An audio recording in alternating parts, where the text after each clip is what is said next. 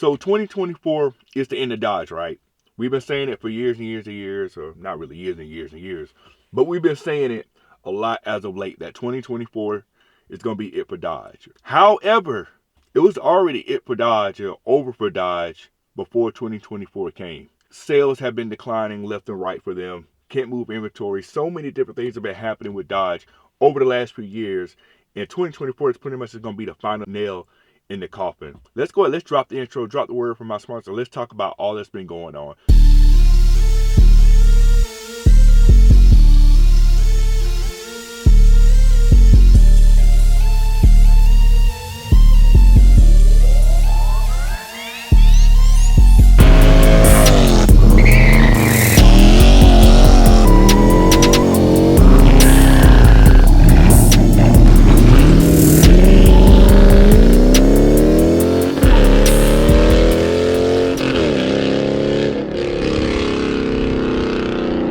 Today's video is brought to you by CarLock, the world's best GPS tracking and alert system. With CarLock, you'll be able to get various alerts to monitor your car, such as vehicle movement, vehicle vibrations, engine starting. The unfortunate event that your CarLock gets disconnected, you will get an alert for that too. You can purchase your own CarLock by clicking on the link down below. That will give you a 10% discount on your CarLock purchase, as well as use my code to get a 14-day free trial with CarLock as well. Get you a CarLock. You deserve that peace of mind. Let's get into the video. YouTube family, what is going on? Welcome back to the channel. Welcome back to another video. Thank y'all so much for tuning in on this particular video. If you're new here, we do a lot of car-related things on this particular channel, and you are in the right place for car-related content. So make sure you subscribe to the channel if you haven't already. For those of you that have already subscribed to the channel, I want to appreciate you all for locking in and being around for the long haul. But we will not hold you too long. Let's go ahead and get into this video. You see the title and you see the thumbnail, so we all can agree that 2024 is probably going to be the most difficult year for Dodge as of late that we can really remember, right? No more V8s, no more Hellcats, no more Scatpacks, no more RTs. All that stuff is gone for right now. That they're not having any of those cars. Pretty much electric and inline six engines only from this point going forward, unless something drastically changes. So we can all agree that without the V8s, Dodge is pretty much dead in the water. But however, even with the Hellcats, even with the Scatpacks, even with all their V8s, Dodge was still struggling. Dodge was still having issues that you may not have noticed, or you may have just completely ignored. Dodge has been on the decline. The writing has been on the wall for Dodge as of late, and they're struggling when compared to their competition. So Dodge, even with their V8s, even with their Hellcats, even with the 5.7s, the 6.4 Scatpacks, all that type of stuff, they have been struggling versus their competitors. So maybe we can go ahead and say that Dodge is already dead, and that 2024 is just the final nail in the coffin, or the last call, I should say. Let me dive into some numbers. There's some numbers to show you that Dodge has been kind of lacking a lot lately. So one thing that we've probably noticed, that the price of Dodge cars have been going up left and right like crazy. But the crazy thing about it is I don't think we understand exactly how much these cars have gone up. We've talked about, like, years ago, you get the rebates and things like that. We're talking about getting Scatpacks for like in the $40,000 range. Talk about getting RTs in like $30,000 range. Talk about getting Hellcats in the $60,000 range. All that type of stuff. But as of late, that has not been the case. You're not getting those cars for those prices. But this number right here is going to pretty much shock you to put in perspective how much these cars are going to compare to their competitors here. Now I'll put the graphic up here so you guys can see it as well. So pretty much over the last 5 years. So guess which company in the last 5 years leads the industry in price increases? You guessed it. Good old Stellantis. Stellantis, who owns Jeep, Dodge, Chrysler, Ram, all that type of stuff. They lead in price increases over the last 5 years. And it's not even close how much more these cars have gone up compared to the other manufacturers out there. Let's talk about GM, Chevrolet, all that type of stuff. 29%. I'll put the graphics and stuff up here. That's how much those cars have went up in the last 5 years. Compared it to Ford, 37%, right? And those are some of the closest competitors there. But however, Stellantis, over the last 5 years, these cars have went up 50%. Now, it doesn't specify which exact models have gone up that much, but we can all pretty much agree that these cars are crazy expensive. I saw, like, someone showed me a a window sticker for when they bought this exact same car back in 2020. And yes, it was definitely much cheaper than it was now, right?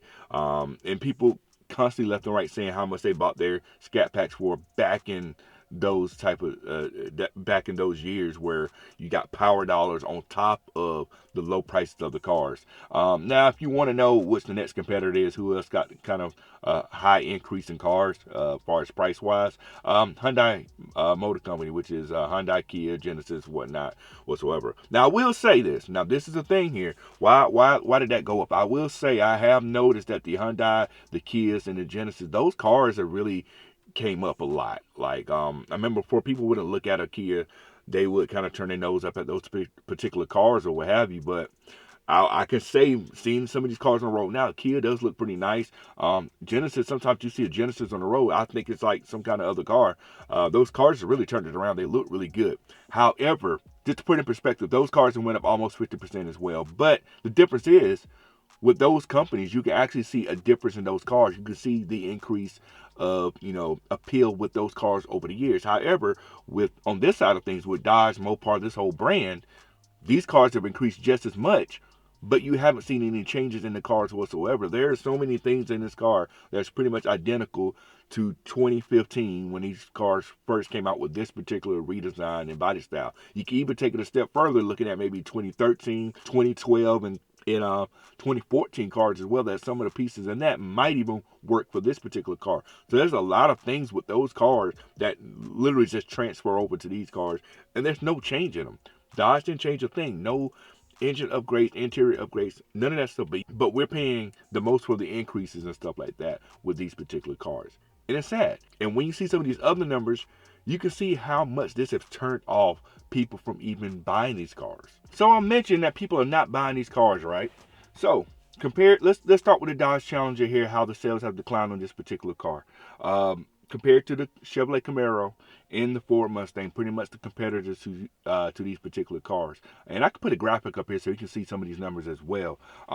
Starting with Q4 of 2023, you can see there Ford Mustang leading the way by far with sales.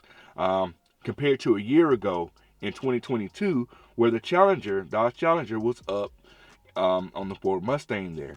And the crazy thing about it is we're talking about this is the last year for these cars, and Dodge hyped this whole last call thing up, saying this is going to be the last time you get a car. And I know they were banking that these cars are going to be selling like crazy because this is going to be the last time you can get one of these cars brand new with a Hemi in it. And the numbers show that people didn't care anything about it being the last call or the last year model for this particular car. They still did not buy it. You can see the percent change from year to year there, down 26%. In fact, they're the only manufacturer, only model on this car, on this whole chart here, that decreased. Camaro went up and the Mustang went up. Dodge Challenger went down. You can see year to year. Again, Camaro, they increased from 2022 to 2023. Looking at Ford Mustang here, Ford Mustang, they increased slightly. They went up 2.2% from 2022 to 2023. Once again, Dodge Challenger, you can see from year to year, they went down 18%. The only manufacturer, the only muscle car that decreased from year to year.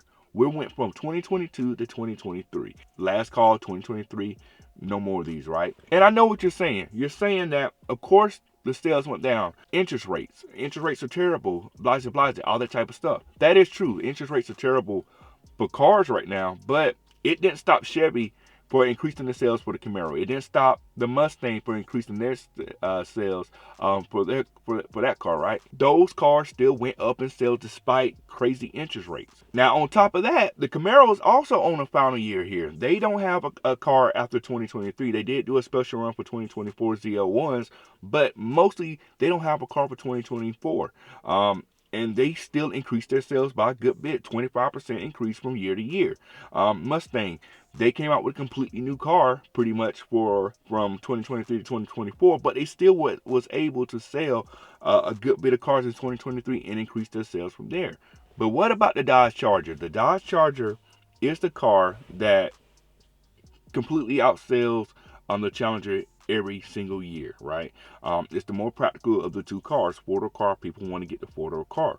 So what's happened with the Dodge Charger sales? And I will say, Over the last few years, they have been struggling with sales too. Sales have been declining. I wouldn't necessarily say struggling, but more so sales have been declining. But 2023 was actually one of the worst years for sales for the Dodge Charger. When you see the number for 2023 in sales for the Dodge Charger compared to some of the other years, it's going to put in perspective how bad the sales were for this car just for the last model year run here. Despite all the stuff that's been going on in some previous years and things like that, this year completely just sucked for sales. So I'm going to put the figures up here for the Dodge Charger sales of the last 3 years. I'm going to focus in on 2015 because this is more so the current generation of Charger here. When you see some of these numbers, you're going to see kind of where I'm coming from. In 2015, you can see right there, 94,000 units sold. Then they went to an increase for 2016 for 97,000 units sold. They took a step back in 2017 with a pretty large decrease there. I can't recall what happened that year, but that's a pretty big decrease as they were, had some years of increases there. But 2018, they took another decrease. 2019, they got back up and they increased a good bit in 2019. Not sure what they did in 2019 that caused it to increase. I'm not sure that's when the power dollars maybe started. Can't recall that at all. 2019 was a good year. In fact, you see the rest of the numbers here, or you will see the rest of the numbers here. 2019 has been the highest that they had for sales for the Dodge Charger here. 2020, 77,000. We know what happened in 2020. We know what happened. COVID happened in 2020, completely killed the supply chain. Dealerships left and right did not have cars to sell. You couldn't find these cars anywhere to sell. That's when the whole market adjustment came into play because they had no new cars to sell. Dealerships was begging for used cars to come sell. They was begging people to sell them cars so they could have things to sell. There's been numerous of people saying that they bought a car and traded it in 2020, actually got more money for the car than what they actually paid for the car. People was pocketing money in 2020 by trading in their cars because the inventory is terrible. You guys remember, like, going around to these dealerships were completely empty. They didn't have anything there. In 2020, those numbers reflect that. 77,000 units sold after coming off a year where they sold 96,000 units. They bounced back a little bit in 21. They started to sell a little bit more. Still some supply issues and things going on. 2022, they increased their sales again. They're starting to slowly work their way back up. They're still not touching 2019 at all, but they're kind of, getting the ball rolling a little bit more, right? 2023, last year for the Charger in the current form, 75,000 units. They just went down. After increasing year over year, they went down a good bit. And the crazy thing is, that's the last year. Dealerships were full of these cars. I made several videos where these cars were everywhere. And yet, in a year where these cars are everywhere, they sold less units than a year where they had supply issues. Put that in perspective. A year where these cars are everywhere to sell, and you guys seeing it all the time. You guys go to any of these dealerships right now, and these cars are flooded on these dealership lots. They sold less cars in 2023 than it did in 2020, a year that had supply issues. I mean, it's 2,000 less cars, but there were a whole lot more cars to buy in 2023 than it was in 2020. That tells you right there the state of Dodge. That alone just pretty much sums up what's going on. And 2023 was the lowest selling year for the Dodge Charger, if I can go back up here, since 2011, where they only sold 70,000 units. They barely beat 2010, where they sold 75,000 units. Back in 2009, they sold 60,000 units. The lowest that they ever sold was 2005, the first year, it looks like, where they started selling Dodge Charger, which then they only sold 44,000 units. But Dodge has had years where they sold nearly 120,000 units. But that 75,000 units there is one of the lowest out of all. I think it's like top three lowest selling years, and a year where the popularity of these cars has been throughout the roof, and a year where this is the last time they're selling V8s, and you sold less than a year where you had supply issues. And on top of that, people in 2020 are losing their jobs. People didn't have the money like that to be spending on a new car. There was markups like crazy in 2020 because these cars were so scarce at the time.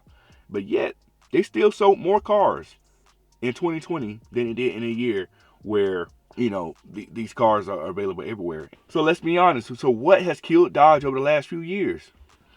Dealerships and Dodge's greed has really destroyed Dodge and what they got going on.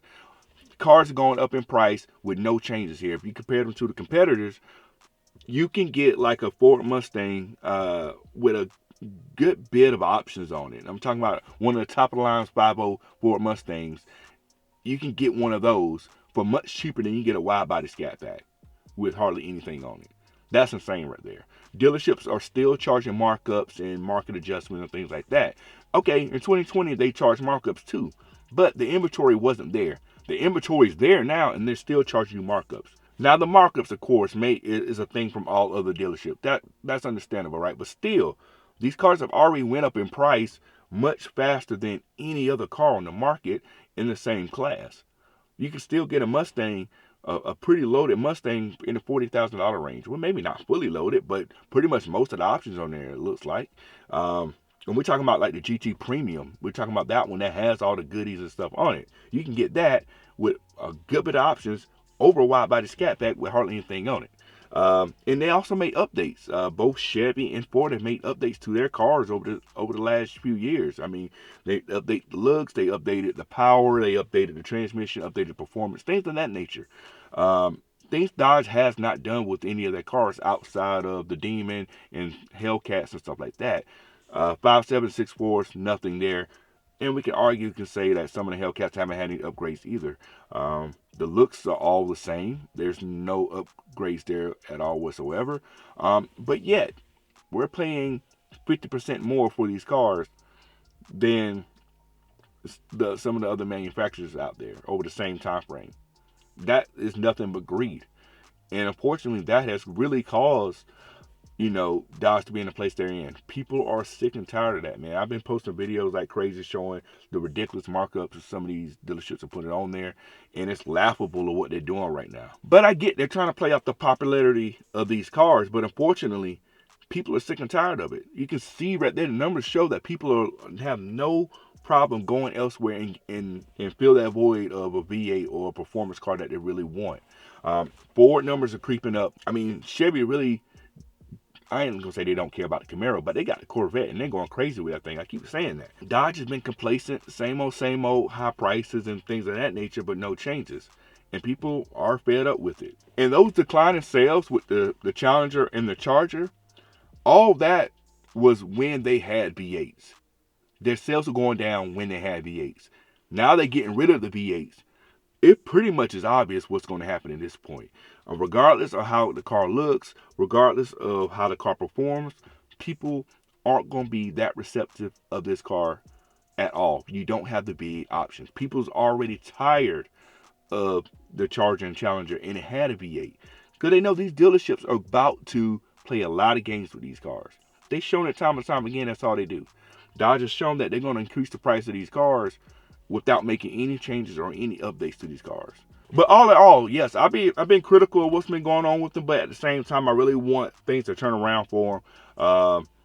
But I can't ignore some of the stuff that's been happening around this whole thing, right? It's going to be tough this year. You're going a completely different direction than what's been going on in the past. We're going to see how it plays out, man. It's here. 2024 is here. Supposed to see the new car here probably in the next... supposed to see the new car here in the next few weeks, so we're going to see what that actually is going to be like. So, of course, we're going to be talking about that as well. But let me know your thoughts, man. Let me know your thoughts about Dodge lately and seeing these sales figures for the last year compared to previous years, compared to competitors. How does that make you feel about Dodge? You know how I feel. The greed that these dealerships have had and that Dodge have had with the price of these cars is catching up with them, and people are seeing through it and are tired of it, and they're jumping ship buying other cars, and the numbers show it. You can't deny that. You saw inflation, price of these cars went up, still start declining. I mean, the relationship is there for that. So let me know your thoughts in the comment below if you made it this far in the video. Make sure you subscribe to the channel once you're around for the long haul. But as always, thank y'all for tuning in. We will catch you on the next video. We are out. Cut it.